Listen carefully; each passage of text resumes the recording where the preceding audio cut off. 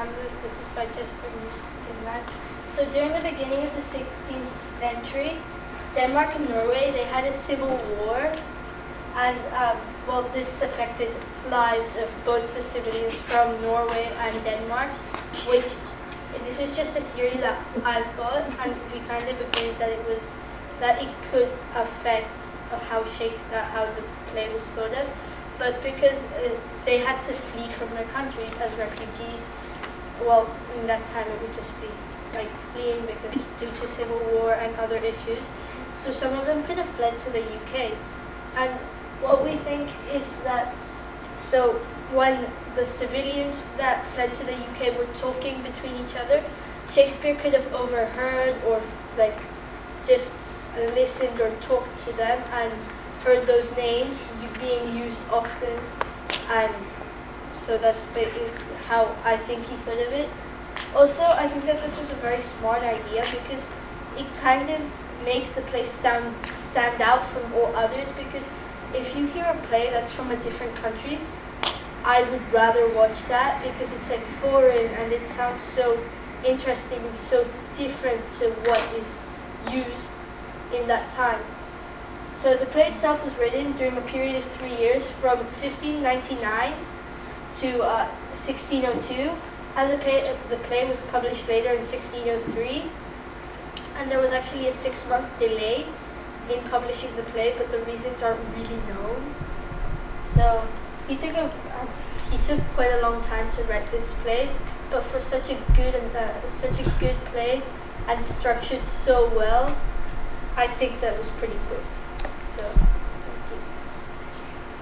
thank you. Hamlet, Prince of Denmark was published in the early 17th century, as Rand said, 1603. It was estimated that 400 people attended to the first performance. It was very famous at that time. The main actor for the Hamlet in the 19th century was Thomas Burton. It was played. It was one of the largest plays in England at that time. They had a lot of famous actors as well. Well, the video I'm about to show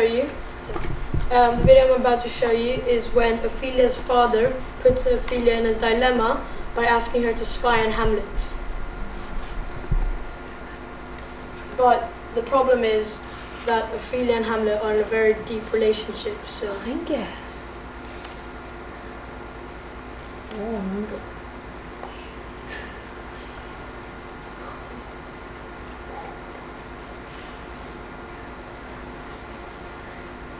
Nymph,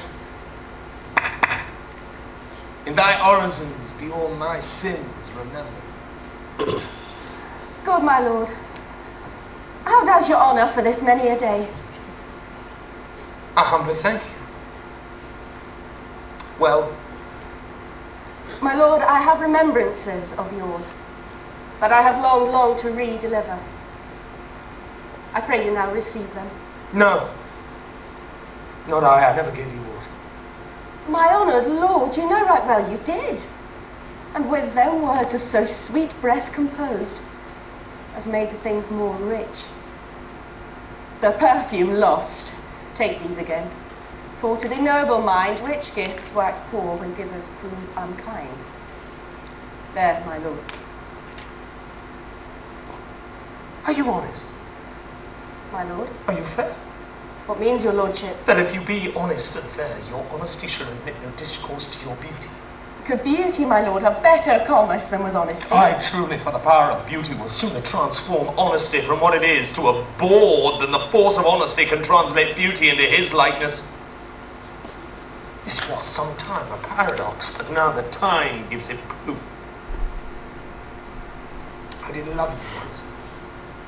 Indeed, my lord, you made me believe so.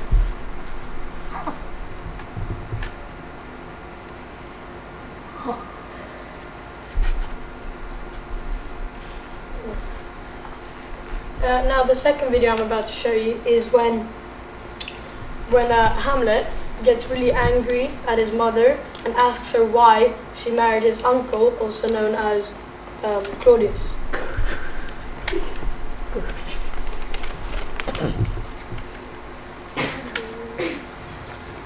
What have I done that thou darest wag thy tongue in noise so rude against me? Such an act that blurs the grace and blush of modesty. Calls virtue hypocrite, takes off the rose from the fair forehead of an innocent love and sets a blister there. Makes marriage vows as false as dice as oaths. Oh, such a deed that from the body of contraction plucks the very soul, and sweet religion makes a rhapsody of words. Heaven's face does glow. Yea, this solidity and compound mass with heated visage as against the doom is thought sick of the act. I mean, what act that roars so loud?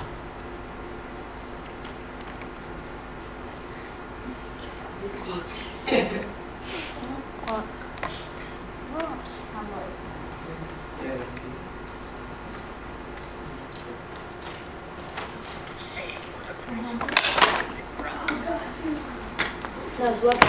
It's working.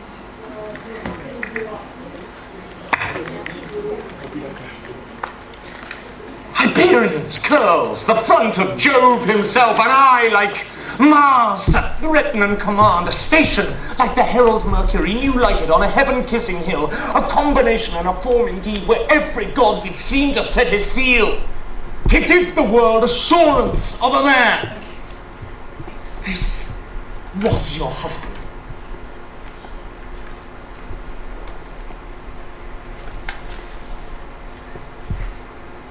Now I'm about to tell you some of the famous actors in the plays that you just saw, in also the scenes. It was Hamlet is the big play. The guy with the very blonde hair, he was Hamlet, of course. Toby Stevens. Ophelia, also known, well, her real name is Meg Fraser, and Gertrude C.N. Thomas. Michael Doyle directed this production of Hamlet with Toby Stevens in the title role. These are interesting facts.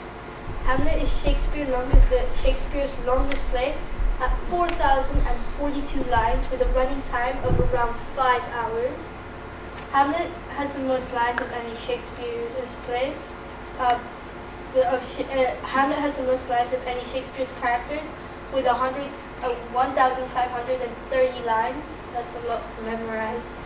And Hamlet is the second most filmed story in the world, coming second only to Cinderella at first.